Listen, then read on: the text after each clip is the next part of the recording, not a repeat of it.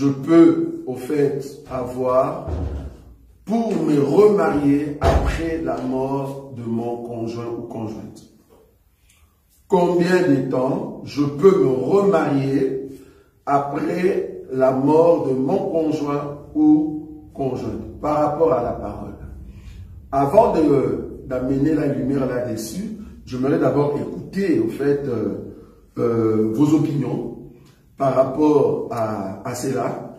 Qu'est-ce que vous pensez? Supposons aujourd'hui tu es marié et que ton mari venait à mourir.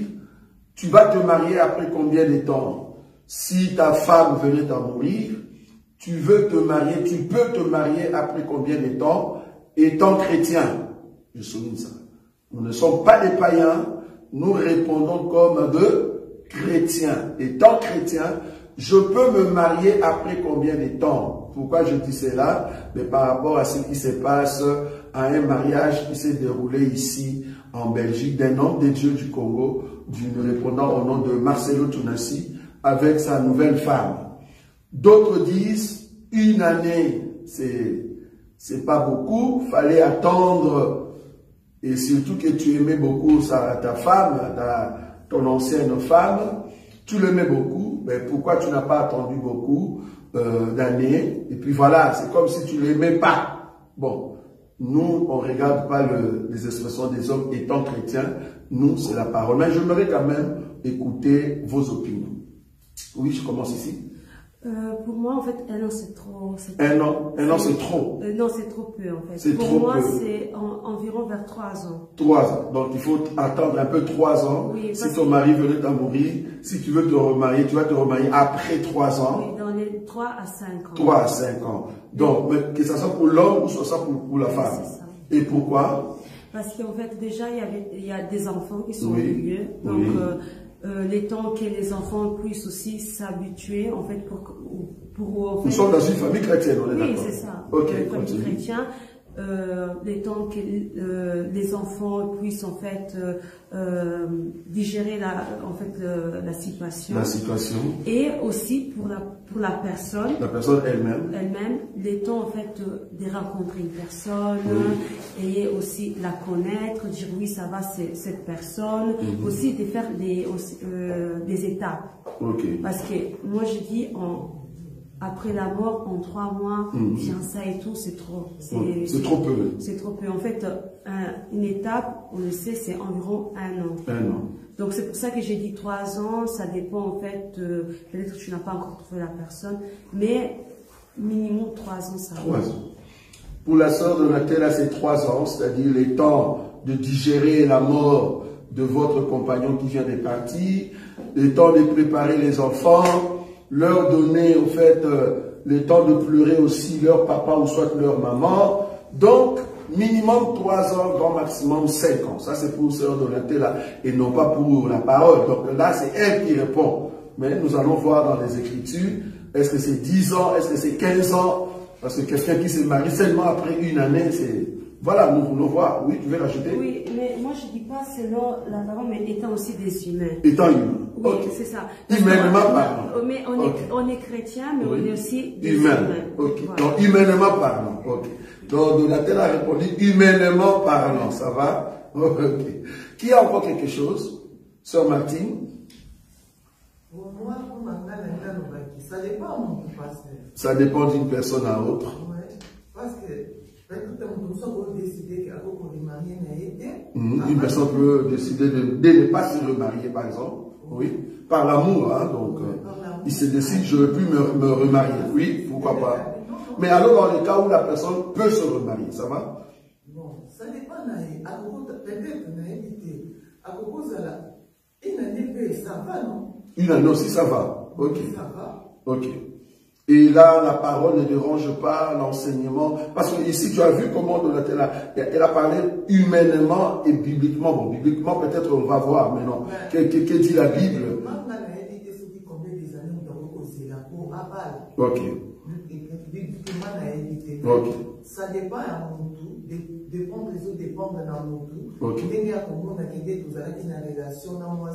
Voilà, comme j'étais dans une relation avec ma femme, ça dépend de l'amour que j'avais pour cette personne qui vient de mourir, tout ça. Et tu penses qu'une année après, la personne que tu aimais beaucoup, qui est partie, et tu épouses une autre femme ou un autre homme, tu n'as plus l'amour, ou soit, voilà, tu n'avais pas l'amour de celui qui était parti. Ah oui, à ma place, l'amour que j'avais avec mon mari, j'ai des enfants, je décide de rester seul. Voilà. Voilà, ça c'est pour notre soeur. Voilà, ma soeur dit, elle ne va pas prendre d'engagement pour l'amour des enfants et surtout considérer un peu la personne avec qui, si vous avez des bons souvenirs, de ne plus te marier. Voilà. Sœur Martine, Liliane? Non, je ne sais pas. Ah, la sœur Liliane ne sait pas. Je ne sais pas, mais je pense qu'il n'y a pas de délai. Il n'y a pas de délai. Il n'y a pas de délai. Donc, tu peux te décider de te marier juste après. Voilà. Voilà. Est-ce que le monde ne va pas quand même te lancer des pierres? Mais je vis une personne qui disait que selon la loi de Congo-Kinshasa, oui. il n'y a pas de délai. Il n'y a pas de délai. Oui, si le mari meurt aujourd'hui, oui. dans 2 jours, 3 jours, tu peux te remarier. Oui, ça c'est la loi congolaise.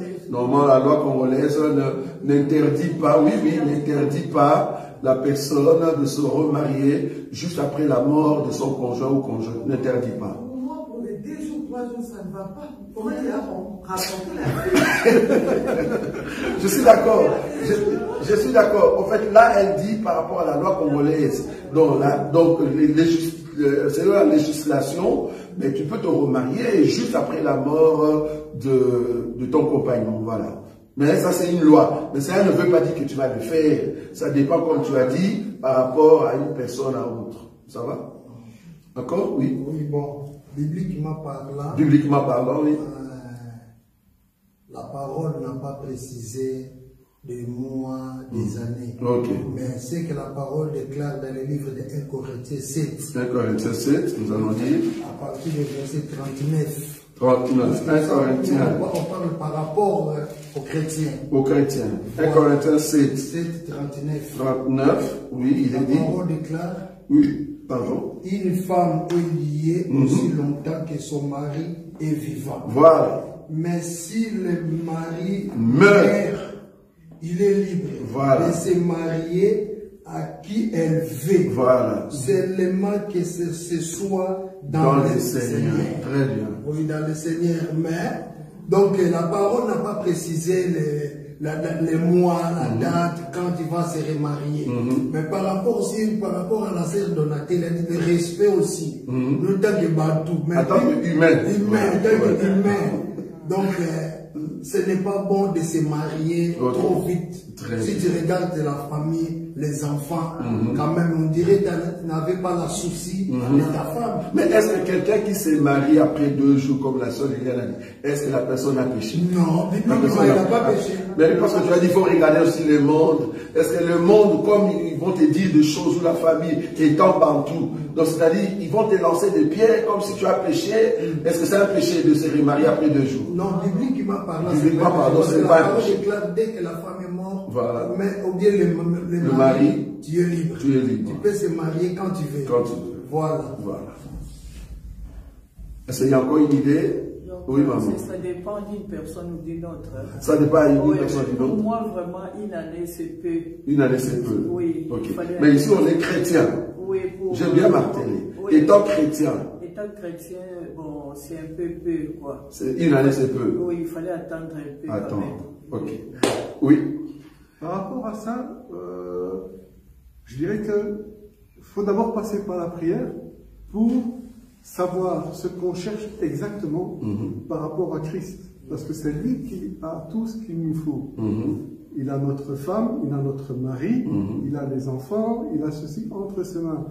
Donc il faut mettre cette prière en pratique et dire voilà, comme tu as tout entre tes mains, je me présente devant toi, mon épouse n'est plus là, ou bien je cherche mon épouse, donne-moi ce que tu as pour moi. Et si le Seigneur te l'accorde dans 2 jours? Ah ben alors tu prends. Ça va? C'est ça en fait la réponse. La réponse ici, bibliquement parlant, tu peux te remarier même après une seconde. Ça c'est trop fort. Pourquoi? Parce que le lien qui vous liait avec ton conjoint ou conjointe, c'était la vie.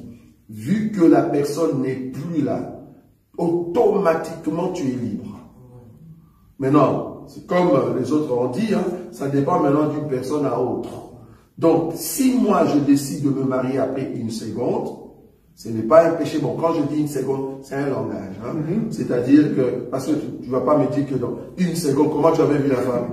Tu l'as rencontrée comment? Mais c'est un langage, ça va? C'est un langage pour dire que, normalement, quand la personne est morte, je n'ai plus au fait de loi liée à cette personne. Je peux me marier tant que je veux. Ok. Maintenant, il y a maintenant le côté, comme vous avez dit, hein, humain.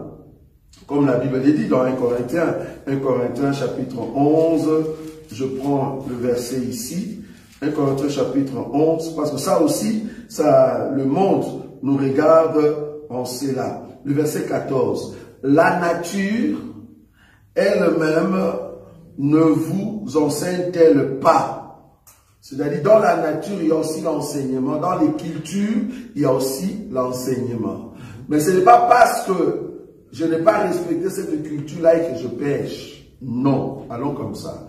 Mais étant humain, étant dans la nature, dans la culture, je me dis, me marier quand même après 2 jours. On va me poser la question, où est-ce que tu avais trouvé cette femme, cet homme? Est-ce que cet homme existait déjà? Tout le monde va dire, attention, bien que tu es pur, hein, je n'ai pas dit, parce que j'ai déjà vu une image où la dame pleure son mari et un monsieur vient directement pour dire, moi je te propose un mariage. Alors que la dame pleurait son mari dans les deuils même. Ça va? Donc, quand nous disons 2 jours ici, ou soit une seconde, c'est juste une manière de dire. Mais quand la personne est décédée, tu peux trouver une autre personne, mais comme la Bible l'a dit, il faut que cette personne soit en Christ Jésus. Donc, il n'y a pas de délai. Donc, du coup, toutes les pierres qu'on lance sur ces messieurs du Congo, les pasteurs en question, normalement, on les lance humainement. Est-ce qu'on est d'accord? Oui. Parce qu'en réalité, le monsieur n'a pas péché. Il n'a pas péché le fait d'avoir une femme après une année. Il n'y a pas. D'ailleurs, lui, il est fort, une année. Il est fort, une année quand même, c'est beaucoup pour une personne qui est publique. Une personne qui est publique, bon, peut-être c'est grâce aux enfants, mais une personne qui est publique, normalement, une année, il est fort. Mais si vous dites maintenant 3 ans, mais une personne publique, 3 ans, c'est trop. Là, vous vous mettez sur le chemin, comme j'ai entendu un homme de Dieu, qu'on lui a posé la question là-dessus, il dit, je préfère encore vivre dans l'impudicité que d'époux. Et il a dit ça. Je préfère encore vivre dans l'impudicité que de me marier après une année pour enlever complètement l'image de la personne que j'aimais. Mais messieurs, tu n'es pas un homme de Dieu. Tu n'es pas un homme de Dieu. Et le monsieur en question s'appelle Makoso. Un aventurier. Ça c'est Dieu aventurier, frère. Et pourquoi on t'appelle homme de Dieu? Donc toi tu préfères vivre dans l'impudicité, mais garder si j'ai le titre que je ne me marie pas parce que j'aimais ma femme. Mais à côté tu fais l'impudicité. Ça ne va pas. Parce que là il est célibataire, on est d'accord. Donc tout ce qu'il fait c'est l'impudicité. Donc tu commences à sortir avec de jeunes filles, au lieu de te marier directement. Mais où est maintenant l'amour de la femme en question que tu dis? Parce que quand tu couches avec des filles, en réalité il n'y a pas d'amour. Voilà, tu es hypocrite en fait. Donc, je crois que, ou soit tu te maries, comme la Bible le dit, parce qu'il y a l'écriture noir sur blanc, je rajoute 1 Corinthiens 7. 1 Corinthiens 7, alors, quelle écriture que je peux prendre ici qui peut aider au fait pour ne pas tomber dans ces choses comme ce monsieur l'a dit. Alors là, on parle de brûler. Tac, tac, tac. Voilà. Le verset 2. Toutefois, pour éviter la débauche, que chacun ait sa femme et que chaque femme ait son mari. Ça va? Et puis on continue. Oh. Alors, attends, il y a encore une écriture. alors je voudrais, là où on parle de brûler, mieux vaut se marier, ça va? Voilà le verset 9, ou 7, 8 et 9. À ceux qui ne sont pas mariés et aux veuves, je dis qu'il est bon de rester comme moi. Veuve, c'est-à-dire quelqu'un qui vient de perdre son mari ou sa femme. Ça va? Donc, il est bon de rester comme moi. Mais 9. Mais, s'il manque de maîtrise, s'il manque de maîtrise, alors autant se marier. Mais oui, c'est mieux, au lieu de faire la publicité. Marie-toi. Tu montres aux hommes, j'aimais beaucoup mon mari, j'aimais beaucoup ma femme, j'ai des enfants. Mais à côté, tu as quelqu'un avec qui tu sors. Mais il n'y a pas l'amour. Tu es hypocrite en toi-même. Si tu brûles, comme la Bible le dit, mais s'il manque de maîtrise, demain, qu'il se marie, car il vaut mieux se marier que de brûler. Mieux se marier que de brûler. Là, ce que tu fais, tu pêches encore davantage. Et tu n'es pas un homme de Dieu. Je suis désolé, mais ces messieurs, ce n'est pas un homme de Dieu. C'est un païen. Makoso, c'est un païen. Il ne connaît pas Dieu. Dire ça tout haut, déclarer dans des médias que tu préfères vivre dans la publicité au lieu de te marier, Kabi Makoso, c'est un païen. Voilà. Ça va? Oui. Je voulais demander, donc par rapport à ce qu'on a parlé maintenant du mariage, chaque être humain que nous sommes, on a tous des critères, soit en fonction de nos parents ou en fonction d'amis ou d'un oncle ou autre, et on cherche toujours à se marier en fonction de ce qu'on a vu du papa ou de la maman. Mais moi, par expérience, pour me marier, je me suis énervé. Donc j'étais chez moi, j'étais devant mon lit, et je me suis énervé parce que j'attendais un mariage avant elle, d'une femme qui a été elle-même mariée auparavant, et c'était maman pasteur qui nous avait présenté et tout, et moi j'ai attendu cette femme pendant 6 ans, et j'ai eu ça. Alors le jour que j'ai pu me débarrasser de cette situation, je me suis retrouvé devant mon lit, et j'ai dit, Seigneur, j'ai dit, regarde, j'ai un lit double ici, 2 personnes, j'ai pas de femme et tout. Et plus je m'énervais, plus je rentrais dans des choses profondes. Et à un moment donné, j'ai dit, Jésus, je peux quand même pas marier ma mère. Et là, j'ai compris que je cherchais une femme qui ressemble à ma mère. Mais si je cherche ce genre de femme-là, je cherche aussi les problèmes. C'est ça. Donc, là-dessus, j'ai dit, voilà l'idée, c'est toi qui vas me donner ma femme. Et je suis resté 3 jours enfermé chez moi. Et au bout de 3 jours, j'ai un ami qui m'appelle et il me dit, allez Marc, viens, et tout et tout. Je dis, moi, allez, ça va, je vais me déranger parce que je ne veux plus voir personne. Je lui dis, moi, je voulais m'enfermer chez moi. Au revoir et merci. Et au bout de 3 jours, connaissant Dieu, il m'a dit, petit, va voir ton ami là-bas. Bon, j'ai été voir mon ami, puis mon ami m'a parlé de ma femme. À l'époque, c'était pas encore ma femme, mais on a fait connaissance et ça a été très vite. Et en 1 année, on a vécu ce qu'un couple vit. Très bien. Mais j'ai compris que le but du mariage, avant de se marier, de désirer une personne, il faut d'abord savoir quels sont les critères qu'on a en soi. Très bien. Et quand on connaît ces critères-là, alors Dieu peut nous aider à savoir si c'est bon ou pas bon. Très bien. Je crois qu'ici, même dans nos enseignements, je crois que le bien-aimé savent, nous donnons toujours les critères du choix du conjoint. C'est-à-dire, une personne qui veut se marier, il y a ce qu'on appelle le critère du choix du conjoint. Au départ. Ça, c'est pour les chrétiens. C'est pas pour les païens. C'est pour les chrétiens. Donc, un chrétien, premièrement, il faut te demander, est-ce que la personne qui est devant moi, si nous avons le même Père? Ça, c'est la question. On doit avoir le même Père. Ça, c'est le premier élément. Quand je dis le même Père, c'est-à-dire le même Seigneur, même conviction spirituelle. Voilà. Remarquez que Adam, l'écriture, là où la Bible dit, quand Adam a vu Ève, il a dit, voici cette fois, os de mes os, chair de ma chair. Cette expression-là ne veut pas dire, voici cette fois-ci ma femme. Non. Cette expression veut dire, voici cette fois-ci, celle qui est comme moi. C'est-à-dire, nous avons la même sémence. C'est ma sœur. Nous avons le même Père. Donc ça, c'est d'abord le premier élément. Pourquoi? Parce que même David va répéter la même chose concernant le peuple d'Israël, que nous avons le même sang. C'est-à-dire être os de l'os de l'autre, chair de la chair de l'autre, cela veut dire que nous sommes frères et sœurs. Ça, c'est le premier élément. Deuxième élément, maintenant, il dit, on l'appellera femme parce qu'elle a été retirée de moi.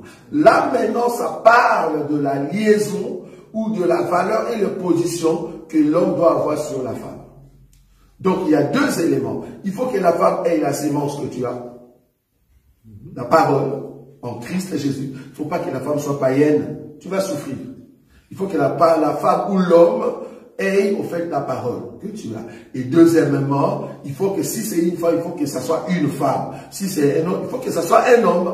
Parce qu'il y a des hommes qui se comportent en femme dans la maison et il y a des femmes qui se comportent en homme. Et là, vous avez un problème. Bon, là, il y a maintenant d'autres critères. Donc, je crois que en Christ et Jésus, le premier élément, c'est ça. D'abord, je dois voir si la personne est en Christ et Jésus. Pour éviter de ne pas tomber entre les mains des païens. Je te dis, tout chrétien qui rencontre un païen ou une païenne, tu auras toujours de tribulation dans la chair. Toujours. Oui. Moi, j'ai une autre question par rapport au fait par rapport au verset, oui. Qui, si c'est pas maîtrisé. Oui. Imaginons en fait cet homme de Dieu, voilà, donc il s'est marié après un an. Oui. Est-ce que c'est pas vraiment, c'est pas égoïste de sa part? Parce qu'en réalité, c'est vrai, moi je suis pas contre le remariage, mais je suis contre en fait qu'il a une personne quand il s'est marié, moi étant qu'enfant, j'ai mes parents, je ne vais pas accepter une chose pareille. Oui. Parce qu'en réalité, c'était comme s'il y avait une personne et tu la remplaces directement, étant qu'enfant. Mais parce que toi tu te retrouves dans une situation, c'est pour cela que tu te dis, voilà, donc je dois me remarier. C'est vrai que la parole n'interdit pas, mais il y a tout un contexte qu'on doit prendre en compte. Oui. Parce que imaginons des enfants qui ont perdu leurs parents et après 3 mois, il y a une personne qui arrive. Qui remplace la maman ou le papa. Oui, c'est ça que je me dis. Là, on comprend. En fait, là, tu es dans les contextes, comme on a dit, les yeux de l'autre. Mais ici, d'abord, allons, qu'est dit la parole? Parce que nous, on est chrétiens. D'abord, qu'est dit la parole? Et après, on ajoute, qu'est-ce que les autres peuvent dire? Mais là, je veux réfléchir par rapport, je suis chrétien, et en même temps, je réfléchis étant homme, pour ne pas que je sois aussi un sujet de scandale. Tu vois, comme la sœur Martine a dit. Ça veut dire, étant humain, ben je me dis, je ne peux pas me marier en 3 jours. Ça sort un peu bizarre.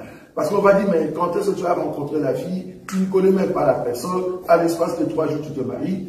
Bien que ce n'est pas un péché, mais étant humain, je ne le fais pas. Tu comprends? Là, c'est dans les contextes, l'œil de l'autre. Je souligne ça. Mais l'œil de l'autre ne me pousse, si je le fais, ce n'est pas que je pêche. Je répète. Parce que supposons, tu vas en Philippines. Ok? Tu vas en Philippines et la ville là où tu es venu avec ta femme. Et puis du coup, il y a un ouragan, comment on appelle ça, de catastrophe qui arrive. Et qui emballe toute la ville, ta femme et tes enfants aussi sont partis, et il te reste seulement une femme ou un homme. Et la femme ou la personne est chrétienne aussi, toi aussi, il n'y a que vous deux. Et ça, vous allez vous marier ou pas, au cas où le mariage s'est présenté. Tu ne vas pas dire, ah non, pour penser un peu à la personne qui vient de partir, tout ça, on va laisser un peu 3 ans. Supposons que vous êtes sur l'île. Parce que ici, la parole de Dieu est tellement absolue qu'on doit d'abord respecter la parole et après on regarde l'œil de l'autre. Donc, selon la parole, il n'y a pas de péché. Là, on est d'accord. Ok. Maintenant, le deuxième côté, c'est que comment un monsieur peut se marier après 1 année alors que tu as eu des enfants? Même les enfants vont dire, est-ce que tu avais l'amour de notre maman? Tu vois? Là, c'est l'œil de l'autre. Là, ce n'est plus la parole, mais c'est l'œil de l'autre. C'est là pourquoi il y a des polémiques. Les gens soulèvent des polémiques. Pourquoi? Mais ils se disent, toi qui prônais que tu aimais trop ta femme, sans elle, tu ne peux pas vivre. Juste après une année, voilà, tu as déjà une autre personne. Les gens vont commencer à penser. Là, on est d'accord. Mais cela ne veut pas dire que le fait qu'ils pensent et que c'est vrai. Ce n'est pas que je suis. Si c'est vrai, ok, la personne a péché. Mais supposons que ce n'est pas vrai. En réalité, la personne n'a pas péché par rapport à la parole, le fait que la personne a pris une autre femme. Le problème, c'est juste question de l'un de l'autre. C'est-à-dire la prestation, comment est-ce que les gens apprécient au fait l'acte que tu as posé. Posez des questions, hein. Oui. Par rapport, voilà, parce qu'il a présenté des prédications. Oui. Ça aussi fait comprendre aussi que quand un prédicateur il prêche, il doit faire vraiment très attention. Oui. Parce qu'il y a beaucoup de prédications qu'aujourd'hui ça sort. Et aujourd'hui il commence à les condamner.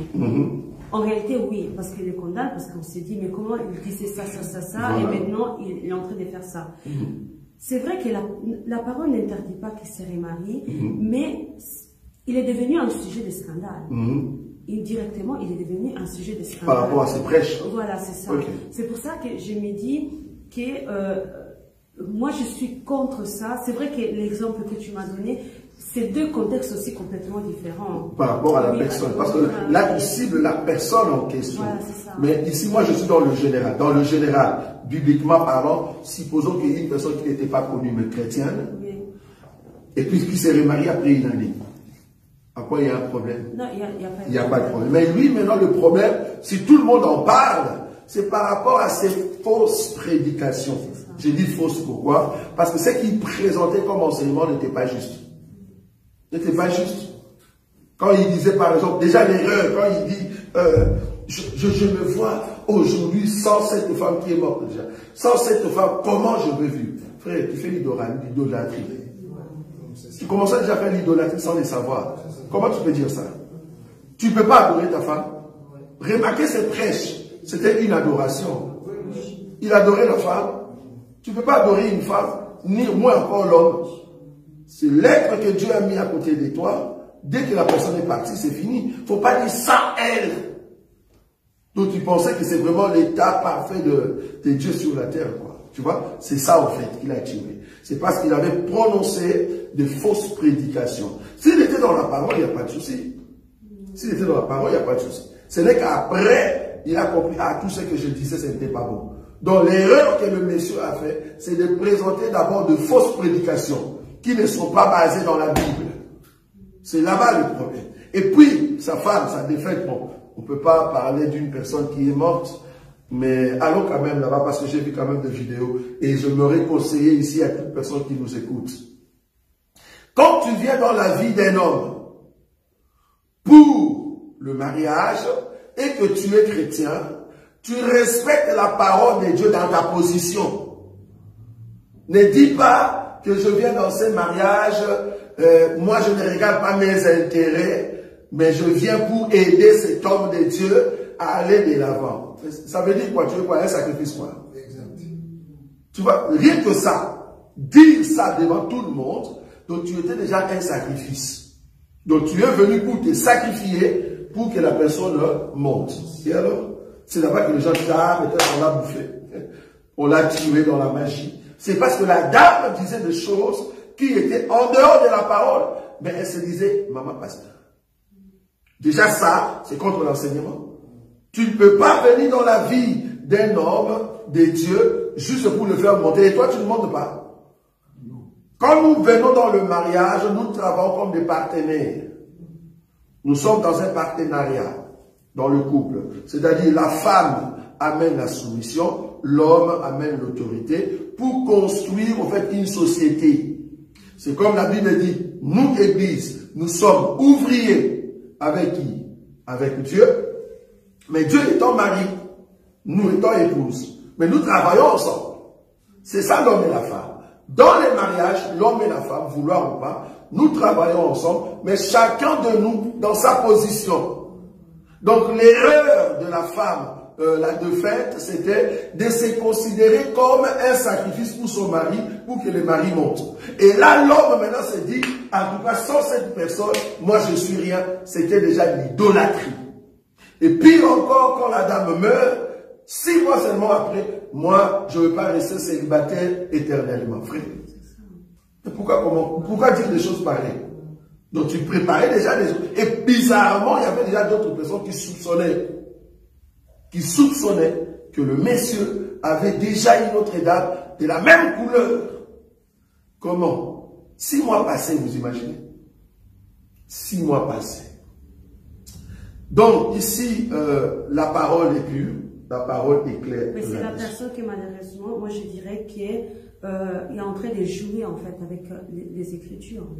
Bon, il n'a pas joué avec les Écritures, il ne connaît pas, il est ignorant. Oui, mais c'est ça que je dis. Lui étant ignorant, parce qu'il s'est dit chrétien. Nous, en fait, on a la parole, donc on a la vérité. Voilà. Donc quand on a les Écritures, quand on marche avec les Écritures, on marche dans la vérité. Très bien.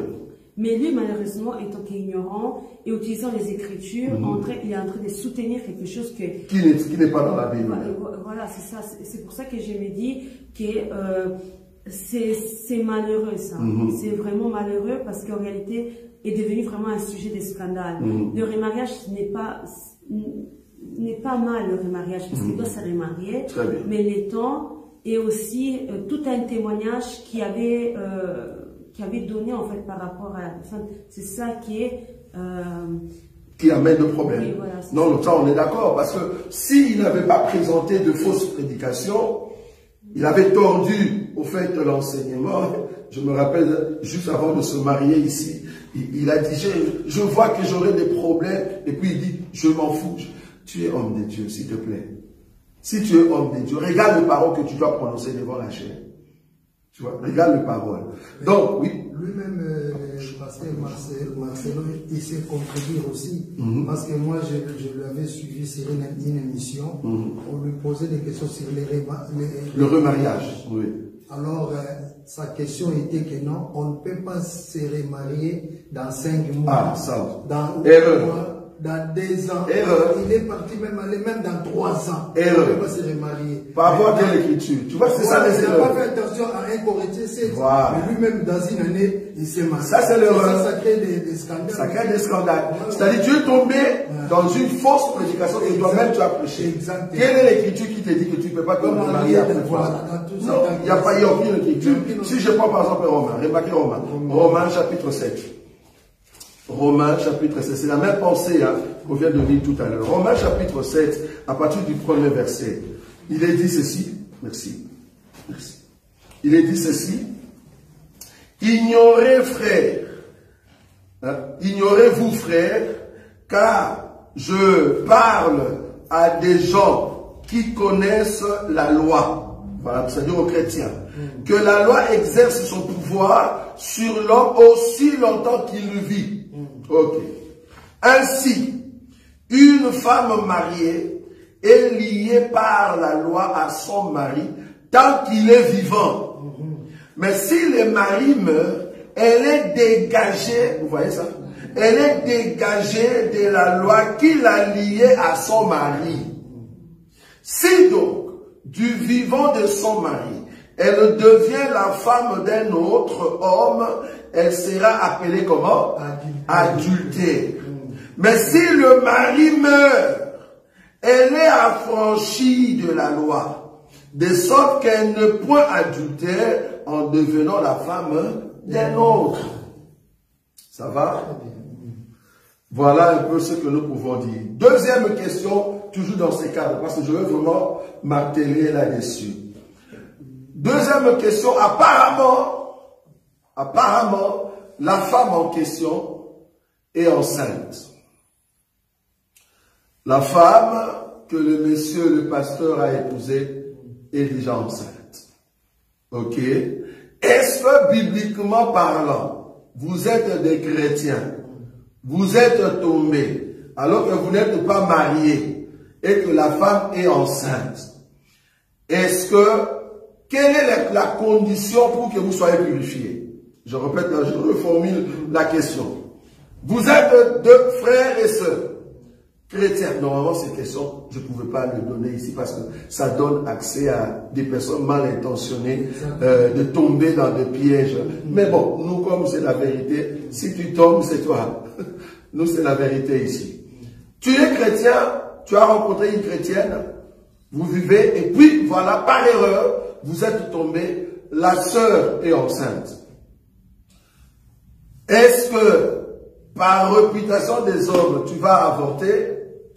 Ou soit que tu te dis, je laisse la sœur comme ça, et je vais l'épouser rapidement. Parce qu'apparemment, on dit que cette dame, si on l'a épousée si vite, apparemment, elle est enceinte. C'est pour ça que le monsieur dit, quand on verra encore son ventre, alors que moi je suis pasteur, pour ma réputation, ça sera bizarre. Donc, je précipite les mariages, bien que je vais déjà l'épouser et que j'entre dans les mariages, normalement, le péché normalement est expié. Maintenant, la question c'est de savoir, est-ce qu'un chrétien qui a engrossé une sœur en Christ, c'était par erreur, c'est un péché, nous disons Amen. Quelle est la condition qu'il faut réaliser dans ces cas ici pour que leur péché soit expié? De prendre la femme. Oui, Marc. Je dirais le mariage. Hein. Le mariage. Oui. De prendre la femme au mariage. De prendre la femme au mariage. Donc, dès que tu prends la femme au mariage, je ne sais pas si vous comprenez, hein. Est-ce qu'on comprend ou pas? Oui. Aussi, faire des excuses aussi publiques. Oui, public, ça c'est l'homme public. Oui. Supposons que tu es chrétien dans l'île, vous êtes qu'à 5. Ah, ok. Voilà. Oui. L'homme public, là on parle de l'homme public. On est d'accord, parce que l'homme public, selon la Bible, il faut le dire devant tout le monde. Là on est d'accord. Mais ici, nous voulons voir quand est-ce qu'il est expié. C'est-à-dire le péché de l'immoralité, de la fornication est parti. C'est quand tu viens maintenant, tu donnes au fait l'argent ou la dot pour cette femme. Ça va? Donc ici, que cela ne vous pousse pas, parce que tu es avec une sœur, et puis tu tombes avec la sœur pour dire, écoute, moi je vais te marier, n'ayez pas peur. Si tu fais ça, et que tu ne te maries pas, et que nous avons appris cela, nous allons te chasser. Pourquoi? Parce que tu es un faux frère. Au fait que tu es le frère de Gédéon. Vous connaissez Gédéon? Vous ne connaissez pas Gédéon? De Tchétchouva. Tu es le frère de Gédéon. Il faut aller chez Gédéon. Là où les gens, avant de manger, il faut d'abord goûter. Donc toi, tu viens dans un restaurant, tu commences déjà à goûter la nourriture. Va travailler dans la cuisine. Marcelo aussi a dit ça. Vous voyez? Ce sont des goûteurs, des dégustateurs. Nous appelons ces hommes des dégustateurs. Il faut déguster d'abord la nourriture pour manger. Frère, si tu veux déguster la nourriture, tu n'es pas dans un restaurant, tu es dans la cuisine. C'est dans la cuisine qu'on goûte la nourriture. Mais toi, frère, quand tu cherches une femme, tu es dans un restaurant. Donc, dans un restaurant qu'une autre personne a préparé, soit tu payes avant, ou soit tu payes juste après. Ça, Gédéon de Tchétchouva n'a pas vu. C'est là-bas que nous disons, si seulement il va nous rencontrer, ça sera terrible. Il n'a pas compris. Il n'a pas compris que dans la Bible, c'est là-bas que nous martelons toujours, il y a 4 sortes de femmes. De Genèse à l'Apocalypse, il y a 4 sortes de femmes. Il y a la femme qu'on appelle la Vierge. Il y a la femme qu'on appelle la femme mariée, c'est-à-dire c'est une vierge qui est entrée dans le mariage. Il y a la femme qu'on appelle veuve, c'est une femme qui était vierge, qu'on a mariée et que son mari vient à mourir. Et la 4e femme, c'est la femme qu'on appelle la prostituée. La prostituée, c'est une femme qui n'est pas mariée, mais qui est déjà déviergée. Bibliquement parlant, on l'appelle prostituée. Maintenant, si toi, tu veux épouser au temps de l'Église, parce qu'au temps d'Israël, au temps de la loi, une prostituée, c'est difficile de la marier. Au temps de la loi. Mais en Christ Jésus, ceux qui ont été pardonnés, Jésus le voit comme vierge. En Christ Jésus. Est-ce que vous voyez ça? Mais dans les corps, la personne reste toujours prostituée. Ok. Maintenant, quelle est la loi de la prostitution? Ça, Gédéon de Tchétchouva n'a pas vu. D'abord, allons vers la loi de la virginité. Qu'est dit la loi, selon la Bible, de la loi de la virginité, selon le juif? Celui qui veut épouser une femme vierge, tu amèneras ta dot. Avant de donner ta dot, il faut goûter la femme. Ça, c'est la loi de la Bible. La loi mosaïque. Si c'est une fille vierge, il y aura les témoignages des parents auprès de parents de l'homme. Maintenant, il faut prouver cela, que, au fait, la femme que je vais prendre est vierge. Pourquoi? Parce que tu as amené ce qu'on appelle la dot de vierge. Ok. Là, tu es autorisé à goûter au fait de ta femme, selon la loi mosaïque. Pourquoi? Le même jour de votre mariage.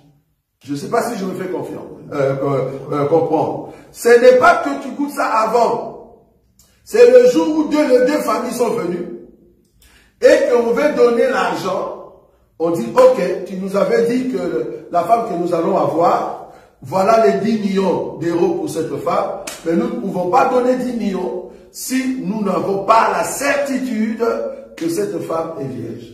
Comme nous sommes ici, voilà, laissez aux mariés, au fait, ou aux proposants de vérifier si réellement la fille est vierge. C'est là-bas qu'on va mettre un drap blanc, là où il y a, au fait, des parents qui vont accompagner le deux jeunes, et ils vont faire, au fait, ces tests, et c'est là-bas qu'il y aura le signe du sang sur les draps pour prouver que réellement la fille est comment? Vierge. Alors on donne la dot de la virginité. C'est le même jour.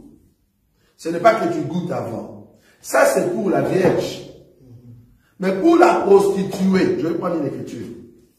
C'est ça le problème avec Gédéon. Là où il ne comprend pas. Donc, tous ceux qui disent goûter, vous avez très mal lu l'écriture. Si c'est la vierge, mais vouloir ou pas, là-bas, tu n'as pas de souci. Parce que tu as préparé, au fait, l'argent pour la virginité. Regardez Genèse. Genèse, chapitre combien? Je vais prendre Genèse.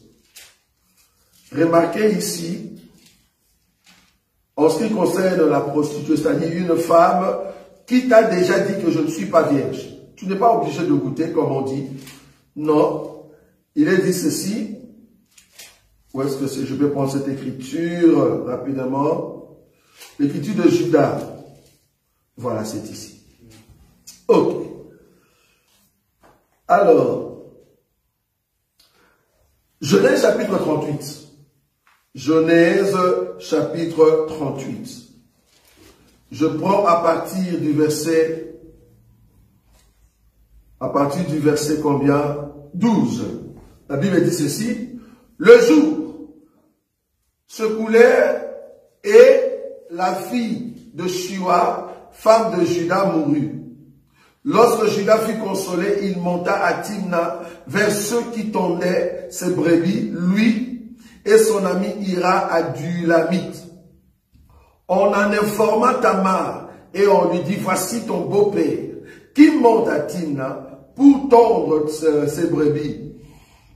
Alors elle ôta ses habits de veuve, elle se couvrit d'un voile et s'enveloppa, et elle s'assit à l'entrée d'Énaïm, sur le chemin de Timna, car elle voyait que Sheila était devenu grand et qu'elle ne lui était point donnée pour femme. 15.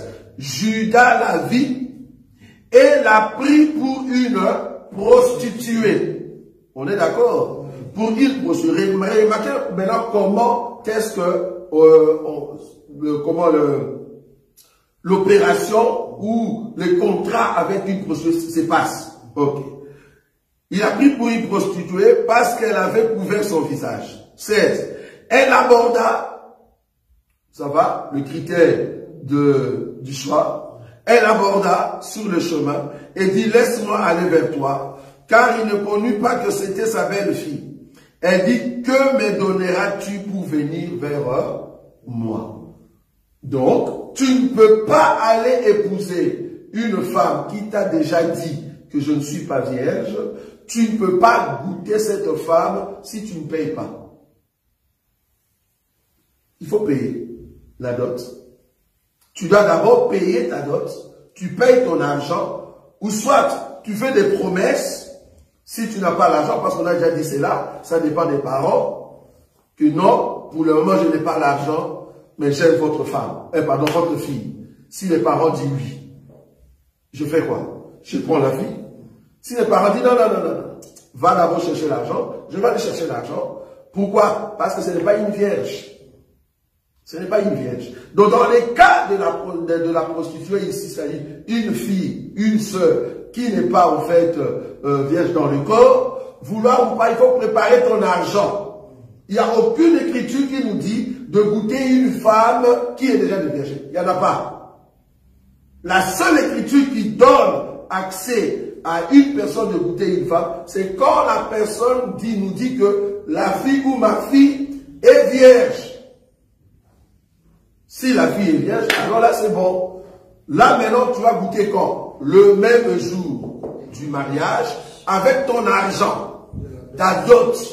Vous venez pour marier la fille. Maintenant, la dot que vous nous avez demandé, c'était la dot de la vierge. Ok, ben, il faut nous montrer. C'est là-bas que je dis, il faut ouvrir les cartons pour voir que vous nous vendez vraiment la chose que vous avez dit. Mais ce n'est pas pour la prostituée, oui. Si la femme a déjà été mariée, oui, et qu'elle a divorcé, oui, n'importe quel problème, enfin bon, elle a oui, eu le divorce, oui, et qu'elle est devenue amoureuse d'un autre homme, et que l'homme veut l'épouser, comment ça doit se passer? Est-ce qu'il doit la doter, ou bien, comme elle a déjà trempé dans le mariage, est-ce qu'il faut... Trempé? Enfin, comme elle a vécu le mariage... Oui, avant. Avant, est-ce qu'il faut encore la doter? Bien sûr. En fait, là, tu es dans les cas d'une femme qui est déviergée. Oui. À chaque fois que tu rencontres une femme déviergée, que tu veux vivre avec elle, ben, il faut payer. Il faut payer. Parce que là, c'était le premier mariage, son premier mariage. C'est déjà fini. Maintenant, toi qui viens après, mais paye. Il faut payer. Ah, merci pour cette réponse. Ah, bien sûr. On m'a sorti un autre truc une fois. Il ne faut pas payer. Oui, parce qu'elle a déjà... N'importe quoi. N'importe quoi. Ce n'est pas ta nourriture. Tu viens dans un restaurant. La nourriture que tu avais déjà mangée avant. Et tu changes de restaurant. Tu arrives là-bas. Non, j'ai déjà mangé dans un restaurant. Donc, un autre restaurant, tu ne payes plus, quoi. Ah non, n'importe quoi. C'est n'importe quoi. Ça va? Merci, pasteur. Donc, là, on comprend que ici, ce que je dis, parce que il paraîtrait que la femme en question est enceinte, comme on a dit. Normalement, ce n'est pas, au fait... comment on dit, un péché si il le pousse. On est d'accord? Donc s'il le pousse, la dame, bien que la dame est enceinte, en tout cas, il n'y a pas de problème. Mais cela est dû aussi à la réputation, parce que la personne est quand même une personne publique. Comment tu avais engrossé ta femme avant de l'épouser? Mais en réalité, bibliquement parlant, le fait que tu l'as épousée, le péché est expié. Ça va? On est d'accord? Voilà. Donc, toute personne qui s'est dit que je peux goûter la femme avant de l'épouser, je vous ai donné les conditions, dans quelles conditions que tu peux le faire. Exactement. Ça va? Troisième question dans le même cadre, parce que ça chauffe dans les réseaux sociaux. Ça chauffe. Troisième question dans le même cadre. Le monsieur est un homme public. Il a une grande église. Mais il n'a pas trouvé une femme dans cette grande église. Il est parti trouver ailleurs, loin, au Canada. Maintenant, les sœurs qui sont là célibataires, pourquoi toi, pasteur, tu n'as pas pris? Qu'est-ce que vous en dites? Le pasteur est obligé d'épouser quand même l'une de ses filles, parce que tu as quand même une église de plus de 1000 personnes, sois sérieux. Donc, dans les 1000 personnes là, les célibataires, tu n'as pas trouvé celle qui est vraiment os de tes os. Et en même temps, tu es pasteur. C'est toi qui enseigne aux fidèles. Tu vas là où ils sont. C'est toi qui enseigne aux fidèles l'enseignement que toi tu penses être vrai. Mais pourquoi tu ne prends pas une fille? Pourquoi tu ne prends pas une sœur dans l'église? Tu es parti prendre de loin. Parce qu'apparemment, la sœur en question, elle est fils, comme eux ils appellent, fils spirituel d'un autre pasteur. Donc, c'est-à-dire, il est parti prendre une fille d'une autre église, alors que lui, il a beaucoup d'assemblées dans le monde, et il y a des célibataires, mais ils n'ont pas pris de célibataires là-bas. J'ai vu de telles choses dans beaucoup d'hommes de Dieu. Tu diriges une église, qui sont, au fait, nombreux, mais tu ne prends pas la femme dans cette église-là. Je peux vous citer des noms. Tu ne prends pas la femme dans cette église-là, mais tu pars chercher dans une autre église qui ne confesse pas ce que toi tu prêches. je martèle, hein, qui ne confesse pas, c'est que toi tu prêches.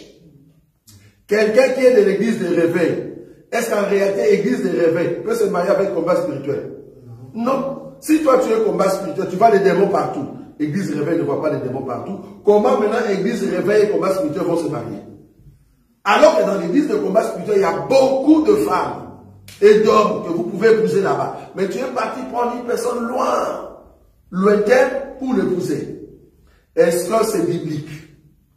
Est-ce qu'il y a un péché là-dedans? Voilà des questions qui suscitent de polémiques, en fait, dans les réseaux sociaux. Quelqu'un qui a une église de plus de 3000 personnes dans le monde, mais au lieu de prendre une femme au milieu de ses enfants que lui-même prêche, il est parti prendre dans une autre église une sœur qui est dans une autre église. On ne sait pas qu'est-ce que le pasteur là-bas confesse, mais lui, il a préféré cette femme-là. Est-ce que ce n'est pas par beauté? Est-ce que le monsieur n'a pas suivi la beauté au lieu de suivre le cœur, la beauté de l'enseignement? Parce que tu as beaucoup d'enfants dans le monde. Qu'est-ce que vous en dites? C'est fort, oui. Il y a une parole, mais malheureusement, elle vient de me quitter. Oui. Mais il y a un passage biblique où on peut vraiment se référer là-dedans, mais malheureusement, je viens de tout perdre. Donc, je ne sais plus où trouver ce passage, mais maintenant, avec la question que ce n'est pas les mêmes églises, ce n'est pas le même enseignement, c'est plutôt compliqué à trouver une réponse là-dedans. Très bien. Je vois que le frère Denzo nous a donné une écriture tout à l'heure. C'était dans 1 Corinthiens 7. Parce que c'est là-bas que nous allons déterminer l'erreur que ce bien-aimé a fait. Moi, j'appelle ça erreur. J'appelle ça erreur et en même temps, je me dis, vos pasteurs qui vous dirigent dans vos églises, si le pasteur est célibataire et qui ne veut pas prendre une de ses filles de l'église, c'est un pasteur hypocrite. C'est un méchant en fait. Parce que les enfants qui écoutent ton enseignement sont censés devenir comme ton enseignement. Mais pourquoi tu es parti prendre une autre personne? Ou soit une païenne? Tu penses vraiment que nous allons encore t'écouter? Non. Parce que tu nous as donné ce que toi tu penses être vrai dans l'écriture. C'est-à-dire nous devenons ce que toi tu attendais de nous. Nous sommes des sœurs célibataires. Pourquoi tu n'as pas pris une de nos sœurs dans l'église? Pourquoi tu es parti prendre ailleurs? C'est méchant. C'est trop suspect, c'est méchant. Pourquoi tu ne prends pas au milieu des enfants, en fait, que toi tu prêches? C'est trop méchant. Remarquez même des églises qui se respectent. En tout cas, je ne sais pas. L'église, par exemple, kimbanguiste, pour épouser, tu dois épouser et kimbanguiste aussi. Il frappe là-dedans. Si tu vas dans d'autres communautés comme des combats spirituels, si tu étais déjà marié, ils vont te forcer à quitter ce mariage-là pour prendre une femme dans leur église. Maintenant, toi, tu es un pasteur connu dans le monde. Tu as beaucoup d'assemblées, mais tu as laissé tes filles qui chantent, qui espèrent. Quand ta femme venait à mourir, peut-être elle pouvait devenir ta femme. Et surtout que cette sœur-là craint Dieu. Ça, c'est moi qui dis. Crains Dieu par rapport à ton enseignement. C'est toi qui l'as prêché. Elle respecte ton enseignement. Pourquoi tu ne l'as pas pris en mariage? C'est méchant. C'est méchant. Je prends l'écriture. 1 Corinthiens. 1 Corinthiens chapitre 7. 1 Corinthiens chapitre 7. Je prends l'écriture 39 que le frère Denzo a pris tout à l'heure. Une femme est liée aussi longtemps que son mari est vivant.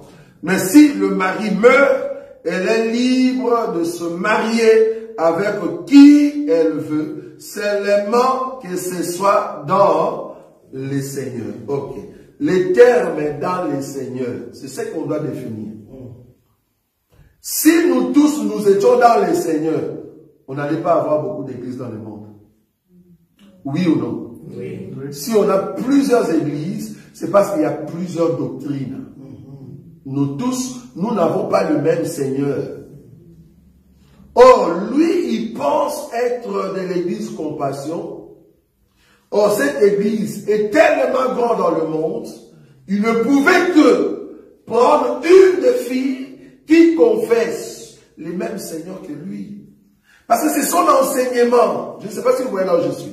C'est son enseignement qu'il prêche. Il pense être dans le vrai. Ok. Donc, le fidèle que lui prêche sont dans le vrai. Pourquoi tu n'as pas pris une de tes enfants, de tes filles? Pourquoi tu vas aller chercher une fille qui est dans un autre enseignement? Bon, il paraîtrait que la fille prie avec un autre pasteur, mais le pasteur en soi et le monsieur, le pasteur de l'église Compassion, ils ont un même père. Même père spirituel, hein? Voilà. Mais avoir même père spirituel, est-ce que vous avez le même enseignement? C'est ça le problème. Parce que le père spirituel aujourd'hui ou ministériel, ce sont des pères qui viennent et te mettent seulement la main. Mais on ne sait pas au fait que son enseignement. Vous voyez? Donc, je me dis ici, bibliquement parlant, quand la Bible parle de se marier dans les seigneurs, se marier selon la Bible que vous prêchez, conformément aux Écritures. Donc, normalement, il était censé prendre une sœur de l'église Compassion. Et en plus, il y a Compassion même ici en Europe. Il y a Compassion aux États-Unis. Il y en a plusieurs. Et là, il y a de belles femmes. Mais bon, je ne sais pas si le monsieur a prié. Est-ce que le monsieur a vu cette dame? Ça, je ne sais pas. Mais apparemment, il y a d'autres qui disent qu'il vivait déjà. Ça, ce n'est pas vérifié. Moi, je ne dis pas ici que c'est vérifié. Ça, c'est pas vérifié, mais la personne qui peut vérifier ça, c'est Dieu. Il paraîtrait que cette dame existait déjà dans sa vie avant que sa défunte femme meure. Bon, ça, en tout cas, on n'a pas à vérifier. Nous, on vérifie les Écritures. Selon les Écritures, voilà les erreurs que nous pouvons condamner pour cet homme. C'est-à-dire, il n'a pas péché le fait qu'il s'est marié après une année. Non, il n'a pas péché. Mais aux yeux des hommes, humainement parlant, l'œil de l'autre, il fallait quand même penser aux enfants, penser à la famille, pour ne pas, au fait, devenir objet de sujet de scandale. C'est ce que nous avons dit. Mais, en soi, il n'a pas péché. Ça va? C'est ce qu'on a dit. Oui. Il peut aussi avoir un souci, c'est que dans la parole, il est écrit, celui qui aime le Seigneur Jésus-Christ ne sera ni aimé dans sa famille, ni dans sa nation, ni par quiconque de proche. Donc, même si le pasteur enseigne et qu'il ne se tourne pas vers les femmes de son église, vers une femme de son église, peut-être que c'est une des raisons que le fait que quand on est en Jésus-Christ, on n'est pas aimé par son prochain. N'est pas aimé par son église. Par son église ou son prochain. Là, ça passe pas. Parce que, d'abord, il faut connaître la personne. Comment est-ce que son église la soutient. Donc, c'est un homme qui est soutenu par son église. Et là même, ils ont maintenant un autre endroit, un autre local plus grand que là où ils étaient avant. Donc, c'est pas ça. C'est pas ça l'idée. Parce que c'est une grande église. Alors moi, vraiment, je suis étonné de voir que la femme qu'il a épousée, elle ne vient pas de sa confession. Moi, je suis dans la confession. Parce que cette écriture, c'est par rapport à la confession. Nous croyons en Christ et Jésus. Mais il faut que nous ayons le même enseignement. Or, le même enseignement, c'est toute la Bible. Mais il y a d'autres qui divisent cette Bible. Et voilà, chacun prêche à sa manière. Donc, c'est ça le grand problème. On a beaucoup d'hommes de Dieu. Il y a même un qui est ici, en Belgique, et je ne vais pas citer le nom, qui prêche tout le temps, qui annonce la parole de Dieu, mais qui est parti prendre une chantre. Une chantre qui était dans son église. Et je sais que la chantre en question priait avec Chora Kwetu. Vous voyez? Chora Kwetu, qui est censé être l'ennemi de son mari. Parce que Chora Kwetu, à l'époque, comme j'étais avec lui, on frappait très fort le pasteur en question. Le pasteur qui prêchait tout le temps, il était dans de l'argent, il demandait l'argent tout le temps. Parce que c'est un jumeau. Vous voyez? Donc du coup, ils sont tombés dans ces péchés. Et la fille est partie épouser une personne qui est elle-même aussi condamnée dans l'enseignement parce qu'elle était avec Chora. Donc vous n'avez pas le même enseignement. Pourquoi tu n'as pas pris une sœur de ton église? Vous voyez? Là où on s'est dit que soit les pasteurs sont des hypocrites. C'est-à-dire, vous prêchez, croyant qu'il veut vous donner la parole pour que vous puissiez changer. Mais en réalité, quand c'est maintenant quand c'est le temps de faire un choix Parmi les enfants qui respectent ta parole, tu dis, il n'y a personne. Ah bon? Pendant tout ce temps que tu as prêché, il n'y a personne qui a respecté la parole pour que tu puisses prendre cette personne en mariage. C'est l'hypocrisie. C'est l'hypocrisie, oui. Moi, je pense qu'on a déjà vu à plusieurs reprises que cette personne publique ne respecte pas ses mots et ses prédications. C'est normal qu'il va prendre quelqu'un qui n'est pas de son église pour que s'il fait des erreurs, il ne sera pas condamné même par la personne. Oui, la personne en question, il ne respecte pas ses mots déjà. Comme elle a fait, on a parlé avant. Il faisait de l'idolâtrie avec sa femme, après, 3 mois après, il a commencé à dire qu'il ne veut pas rester seul.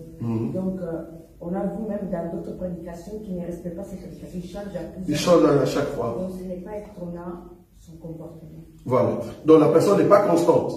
C'est-à-dire qu'il dit un mot aujourd'hui et après il change. Mais tu changes par rapport à ta réputation. Tu ne changes pas pour prôner la parole. C'est ça le problème. Donc, du coup, c'est ça le mal, au fait, que moi je trouve dans la vie des hommes de Dieu. Tu as une très grande église, mais tu ne veux pas prendre la femme dans ton église. On s'est dit, maintenant pourquoi tu nous prêches? Parce qu'en réalité, nous tous, il n'y a aucune femme qui peut valoir être, au fait, ta femme. Pourquoi? Parce que son niveau spirituel, n'est pas à ton niveau. Mais pourquoi tu prêches alors? C'est ça. Tu es parti prendre une femme que tu ne connais pas dans une autre église. Est-ce que tu connais son niveau spirituel? C'est juste un témoignage. C'est par un témoignage que tu as pris cette femme. Comment? La femme est pasteur. Oui, elle est pasteur. Dans l'église, dans cette autre église. Mais est-ce qu'ils ont la même confession? Elle est pasteur, mais oui, apparemment elle est pasteur. Mais est-ce que vous avez la même confession? Pas nécessairement. Voilà. Donc du coup, alors que la Bible dit, si tu veux te marier parce que le Messie venait à mourir et que tu es libre, il faut que ça soit en Christ Jésus. C'est-à-dire dans le même enseignement que toi tu prônes. Pourquoi tu n'as pas pris une femme dans ton église? C'est là-bas que moi je suis. C'est ça qui montre que ces pasteurs-là sont des égoïstes. Ça c'est la méchanceté. Oui maman, j'ai... Oui, il y a un secret qui se cache là-bas parce que... ils disent que les serviteurs de Dieu, mais ils servent 2 mètres à la fois en même temps. Bon, ça, tu ne sais pas le prouver. C'est ça que j'ai dit tout à l'heure à maman. Parce que la fille, là, il y a des réunions qui passent à part l'église et sont comment on dit? De secret. Il y a, comme on dit, bon, on peut dire ça, de l'ordre franc-maçonnique. Il y a des réunions à part des réunions de l'église. Il y a des réunions qui se passent là-bas. Entre eux, se communiquent ici. Là où je veux prendre la sœur, par exemple, la sœur de la même église de compassion, il n'y a pas de sœur qui servent le même Dieu avec pasteur. C'est ça, c'est ça. Ben oui, c'est ça. Les pasteurs que j'ai vus là-bas, moi je les connais quand ils sont de leur lignée. Ah oui. Bon, ça il faut prouver ça. Oui, Olivier. Une question, un chrétien peut rester sans se marier? Comment? Un chrétien peut-il rester sans se marier?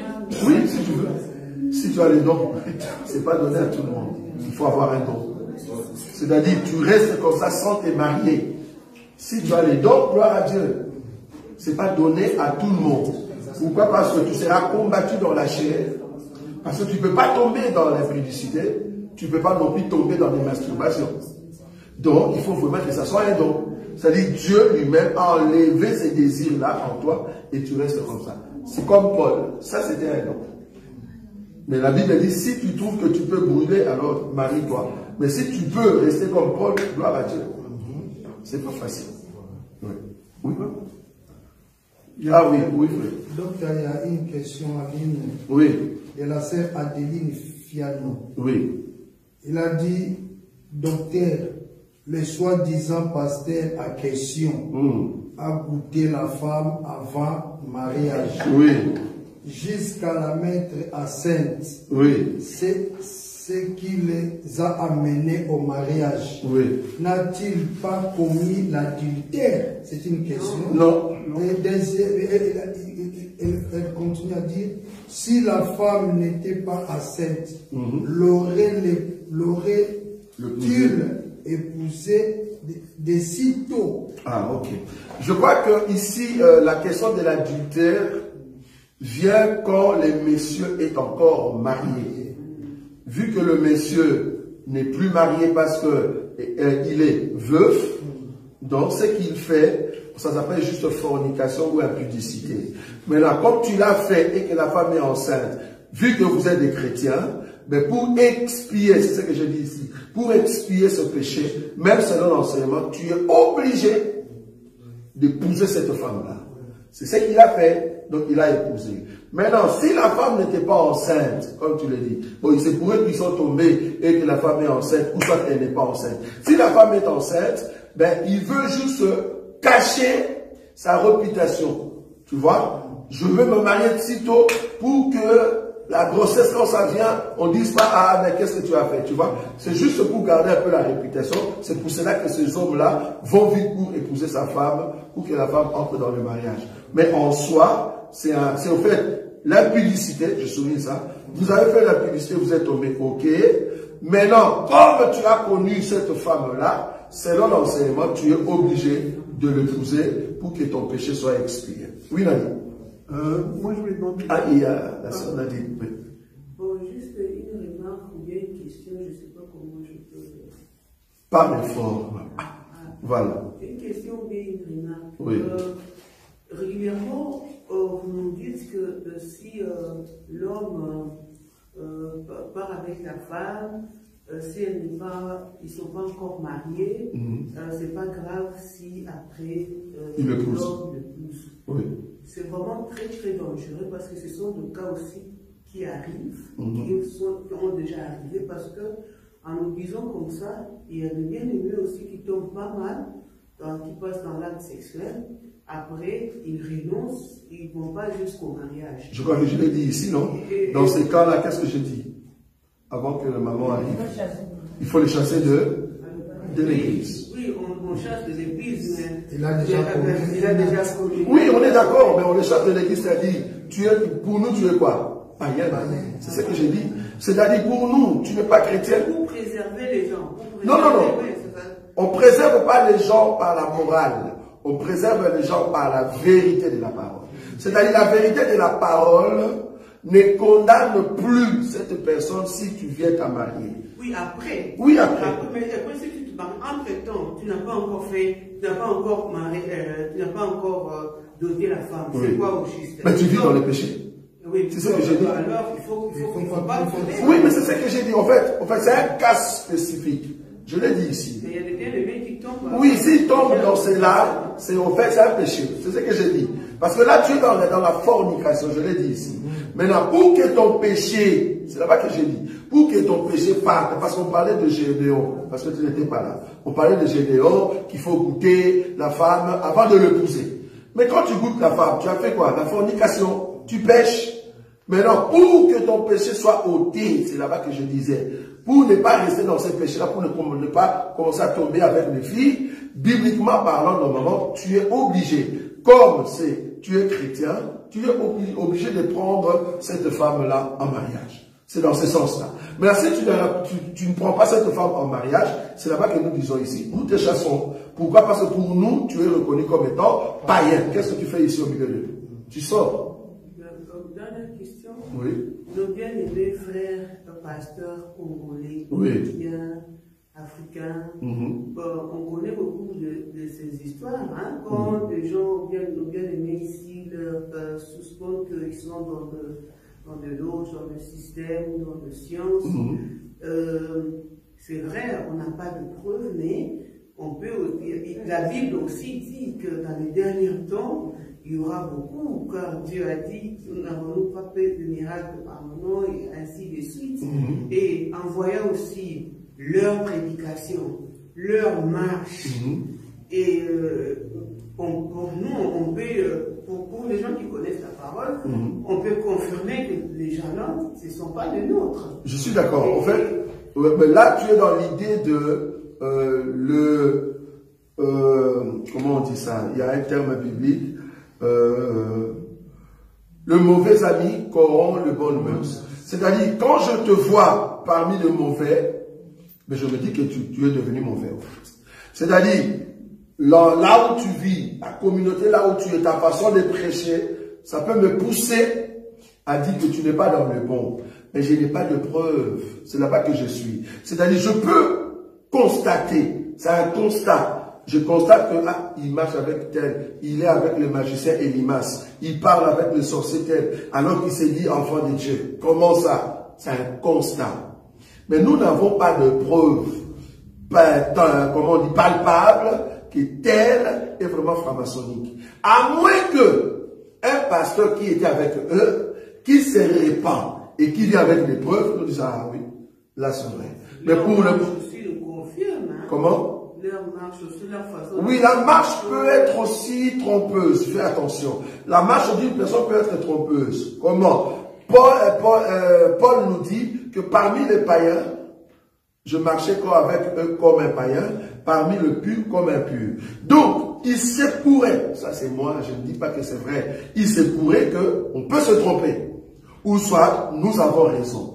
Mais je ne veux pas m'asseoir sur quelque chose de constatation. Non, moi je veux m'asseoir sur ce qui sort de sa bouche. Or, ce qui sort de sa bouche, quand ça ne marche pas dans la parole, c'est ce que j'ai dit ici, il est dans des fausses prédications. Ce sont des fausses prédications. Or, fausse prédication veut dire quoi? C'est un sorcier. Bibliquement parlant, c'est qui est un sorcier? C'est lui qui ne prêche pas la vérité. Donc quand je vois ce prêche, moi je dis c'est un sorcier par rapport à l'enseignement qui sort de sa bouche. Pas par rapport à ses actes. Parce que je ne connais pas quel acte, est-ce que tel acte est franc-maçonnique, là ça je ne sais pas. Bien qu'il y a d'autres églises qui voient directement. Tu vois, dans leur culte, tu vois par exemple, pratique de bougie, pratique d'huile qui part, de toge rouge, avec la lumière rouge, changement de couleur. Bon, ça on comprend. Avec des signes maçonniques dans l'église, étoile, la face d'un homme, voilà, tout ça. Là on dit, ah, il faut faire attention. Mais par contre, lui, il est plutôt dans les milieux de gens supposés en tout cas être dans un monde bizarre. Donc, je ne saurais pas confirmer, c'est là-bas que je suis, je ne peux pas confirmer ça, mais je me dis, quelle prêche maçonnique, quelle prêche sorcellerie, voilà, diabolique, là je peux frapper, pour dire qu'un homme de Dieu ne peut pas avoir de telles prédications, c'est ça que j'ai dit tout à l'heure. Oui. Je peux poser des questions qui sont en dehors du sujet. On a déjà fini ici? Ça dépend. Enfin, il nous reste seulement 5 minutes. Ça dépend. Est-ce qu'il y a encore des questions ici? Oui. Oui, allez-y. Ah, mais tu regardes ou pas? Oui, c'est ça. En fait, je voulais poser ces questions, mais c'est en dehors de ce sujet. Ah, la question qui est là-bas, c'est en dehors? Oui, c'est ah, ok, allez-y alors. Okay. Donc, on a terminé. Okay. Vas-y. Voilà, donc la première question. La sœur Myriel, oui. Une personne qui a vendu son âme au diable et s'est repentie, ira-t-il encore une chance d'aller au paradis, sachant qu'il a vendu son âme? Ok, c'est quoi vendre une âme au diable? C'est adorer une autre personne. Tu es sûr? Vendre une âme au diable. Donnez-moi un exemple d'un homme qui a vendu son âme au diable. Quelqu'un qui vend dans un magasin, est-ce qu'il a vendu son âme au diable? Quelqu'un qui tombe dans l'impudicité, est-ce qu'il a vendu son âme au diable? Alors, donnez-moi la définition. Qu'est-ce qu'on appelle vendre son âme au diable? Celui qui adore Satan. C'est pas celui qui donne sa propre personne, en fait. Sa vie, en fait. C'est-à-dire, tu viens signer le pacte, comme on dit. C'est-à-dire, moi, tel, mon nom, ma vie, ma progéniture, ma postérité, jusqu'à la 4e génération, je les vends. Ça va? Au diable, pour que je puisse avoir de succès, ainsi de suite. Je signe cela avec mon propre sang, mon âme. On est d'accord? Là, on va mettre le sang qui est sorti, et puis on signe. Ok. La personne entre maintenant dans la magie, ou dans la franc-maçonnerie. Nous avons toujours dit, cette personne-là n'est pas différente d'un homme qui est né homme et qui a changé son sexe. D'une femme qui est née femme et qui a changé son sexe. Pourquoi? Parce que le Dieu qui est omniscient, il ne peut pas, au fait, permettre que son enfant puisse vendre son âme à Satan. Il peut permettre que tu tombes dans le péché normal. Mais vendre ton... Parce que Dieu n'est pas surpris que tu deviens chrétien. Non, Dieu était déjà au courant. Parce que comme nous le disons, 2025, Dieu est déjà passé par ici. Il est vers les 2300, je ne sais pas moi. Il est là-bas. Il est déjà passé par ici. Il sait que tel, c'est mon enfant. Tel, ce n'est pas mon enfant. Donc, un enfant de Dieu par prédestination ne peut pas, au fait, vendre son âme à Satan. Donc, du coup, un homme ne peut pas vendre son âme à Satan et devenir chrétien. Je ne vois pas cette écriture. Il peut être pécheur. Quand on dit pécheur, je suis ici en train de dire des actes, des œuvres. Parce que tu as été animé par Satan. Mais tu as pris ton âme. C'est-à-dire, toi, ce n'est plus toi qui vis. Maintenant, c'est Satan qui est au fait, qui a pris ton âme et que tu as signé ton sang. Parce que l'âme qui pêche, c'est l'âme qui mourra. On est d'accord. Étant donné que tu as déjà donné ton âme, c'est fini. Les dieux de gloire, à moins que ce soit un miracle. Là, c'est vraiment l'apanage des dieux. Mais dans la réalité biblique, c'est impossible pour que cette personne puisse rencontrer le Seigneur. À moins que ce soit un miracle. Mais quelqu'un qui pêche normalement, facilement Dieu peut le ramasser si tu es dans les plans de Dieu. On est d'accord? Une question par rapport à ça. Est-ce que, parce que Judas a été déjà prédestiné. Prédestiné comme fils de la perdition. Voilà, mais est-ce que ça c'est vendre son âme au diable? Non. Là, c'est une prédestination comme fils de la perdition. Okay. Ça, c'est autre chose. Parce que Judas, en réalité, Jésus ne l'appelle pas homme, il l'appelle démon. Okay. Judas était un démon qui est né dans la chair. Ça va? L'esprit démoniaque l'anime depuis qu'il est petit jusqu'à ce qu'il a fait l'acte qu'il a commis. Et Jésus l'a amené dans son cercle pour qu'il puisse accomplir son acte.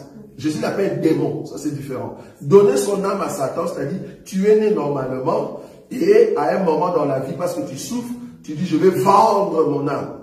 Tu vois? Là tu as vendu ton âme. Dans le plan de Dieu, Dieu ne voit pas ses enfants vendre leur âme. Dieu voit ses enfants que tu peux trébucher et Dieu vient te ramasser.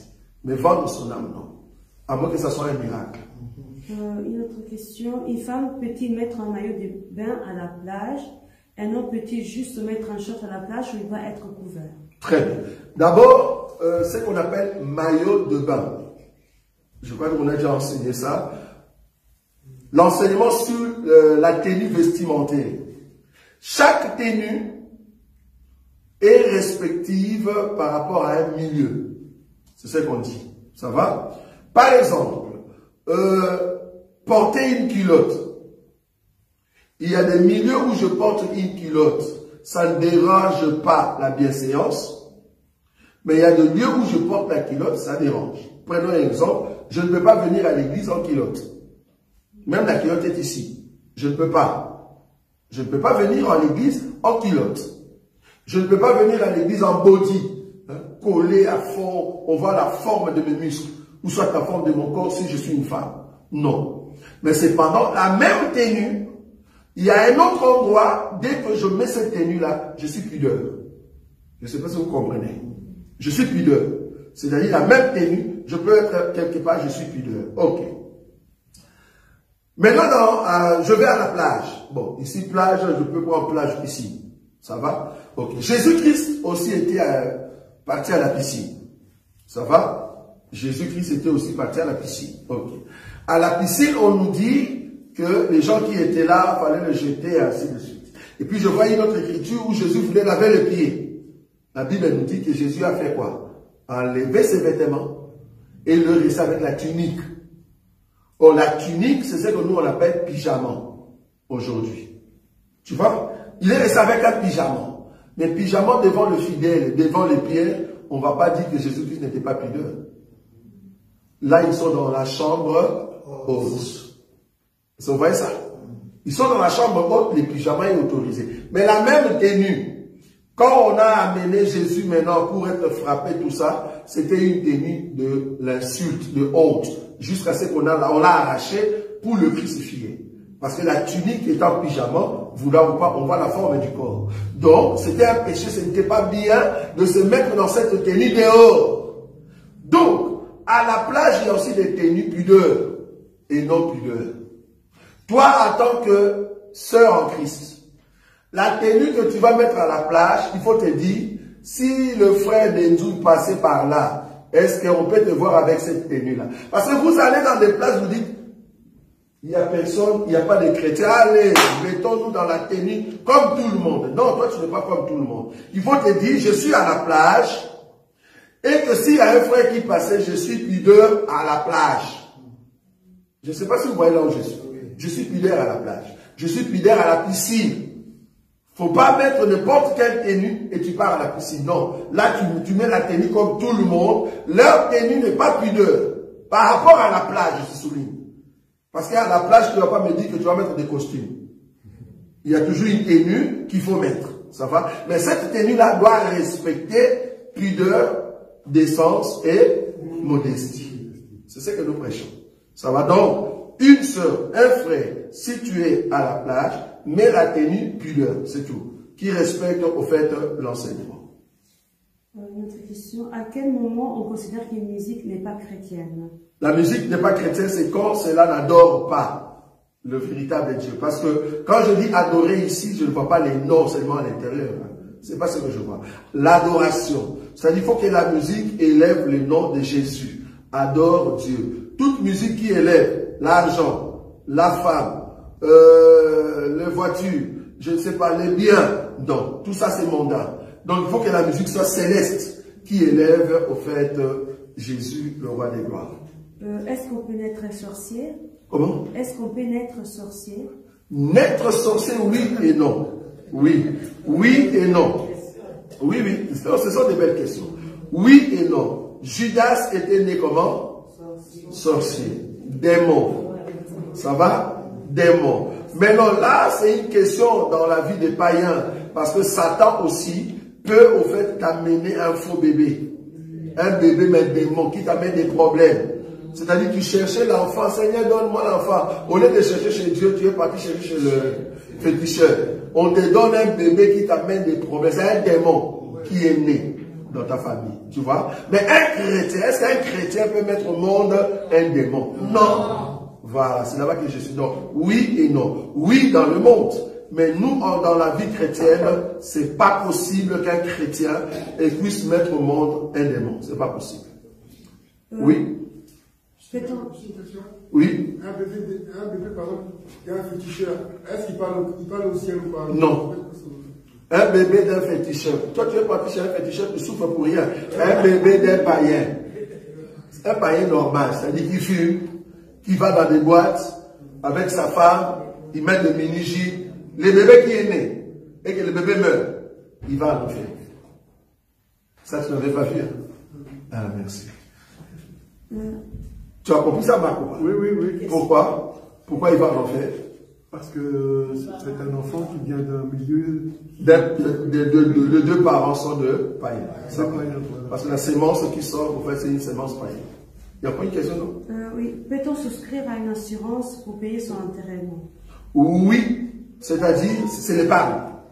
C'est-à-dire, je souscris parce que je prépare au cas où je vais partir pour ne pas mettre la charge sur mes... Je suis ici en Europe. Hein, pour ne pas mettre la charge sur mes enfants. Je gagne mon argent, ben je mets l'argent à côté. Parce que nous, en réalité, la mort, j'ai toujours dit, c'est la loterie. La mort, c'est un gain pour nous. On a gagné. Il ne faut pas voir la mort comme étant un élément de... Mais pourquoi? Non, nous, la mort, c'est très bon. Trop même. C'est-à-dire, mourir en Christ et Jésus, tu as gagné. Donc, je peux préparer au fait, je mets de côté l'argent au cas où le Seigneur va m'appeler un jour. Cet argent peut aider mes enfants au fait à ne pas faire sortir beaucoup d'argent. C'est l'investissement. Ça va? Donc, il n'y a pas de souci. Oui. Oui, allez-y. Ici, par exemple, comme en Italie, on voit qu'il y a des sanctuaires grands pour la famille. Est-ce qu'on peut... Sanctuaires? Oui, donc sont comme des... Ils ont acheté la terre. C'est vraiment une maison. Mausolée. C'est comme des maisons où, en fait, quand il y a une partie de la... Donc, ils ont déjà acheté terre. Oui, c'est ça. Bon. C'est comme il a fait Abraham. Oui, bon, ça c'est un investissement. C'est là-bas que je suis. C'est-à-dire, j'achète un terrain et je me dis, ben, quand quelqu'un, membre de la famille, meurt, au lieu d'aller acheter, par exemple au Congo, facilement tu es dans les 5 000, voire même plus, au lieu d'aller acheter loin, ben moi j'ai déjà quelque part où toute la famille, si vous avez un problème, ben mettez les corps là-bas. C'est pas les corps qui est important, c'est l'âme qui est à l'intérieur. Quand tu étais vivant, qu'est-ce que tu as fait? Le corps, on peut le jeter n'importe où. J'ai toujours dit. C'est vraiment les déchets. Donc, il ne faut pas se soucier du corps. C'est-à-dire, la personne meurt, ben, on le met quelque part. Ça va? Donc, créer ça, c'est juste un investissement. Ben, vous avez évité peut-être des dépenses inutiles dans d'autres parts. Ça va? Oui, Marc? Est-ce que les mamans pasteurs, est-ce qu'elles peuvent devenir pasteurs, les femmes? Non. Quand on dit maman pasteur, c'est juste dans les cadres du respect. C'est dans les cadres du respect. Mais la Bible, nulle part dans la Bible a donné le ministère de la parole à la femme. Il n'y en a pas. C'est-à-dire, il n'y a pas de femme pasteur, prophétesse, apôtre, évangélique, docteur. Non, il n'y en a pas. Il n'y en a pas. Mais la femme a un rôle prépondérant dans l'église. Il y a beaucoup de choses à faire. Hein. Il n'y a pas seulement prêcher la parole. Il y a beaucoup de choses à faire. Voire même, la grâce que la sœur peut avoir est plus que la grâce de prêcher. J'ai rencontré des sœurs, des bien-aimés. Les pasteurs prêchent, mais c'est la sœur qui voit. Je ne sais pas si tu vois ce que je veux dire. Oui. C'est-à-dire, ils prêchent, mais le pasteur ne voit pas ce qui se passe. Mais c'est la sœur qui est dans la salle, qui voit. Et la sœur vient pour dire, pasteur, j'ai vu ça et ça et ça. Appelle telle personne, priez pour tel cas, tel. Les pasteurs ne l'avaient pas vu. Qui est en fait un don excellent? C'est celle qui voit. Toi, tu prêches seulement, c'est bien, c'est la parole. On est d'accord, parce que c'est la parole qui nous soutient. Mais elle voit pour amener maintenant la guérison dans la vie des autres. Donc, c'est au fait complémentaire. Vous avez le ministère de la parole, nous avons les dons, nous avons des prophéties, des guérisons. Là, maintenant, c'est tout le monde qui peut l'avoir. Mais on est déjà simple. Là, maintenant, des questions commencent à tomber. Oui, Olivier. Comment faire pour que l'esprit prenne totalement la place? La place dans ta vie, c'est demeurer dans l'enseignement et la prière. Deux choses. C'est-à-dire que tu aimes trop la parole de Dieu, tu médites la parole de Dieu et tu aimes maintenant la prière. Et puis la pureté, la sanctification. Je te dis ça, ça vient être spontané, quoi. Tu ne sauras même pas. Ça vient comme ça. C'est pas toi qui forces. Plus tu es dans la sanctification, plus tu es dans la parole et la prière, ça vient.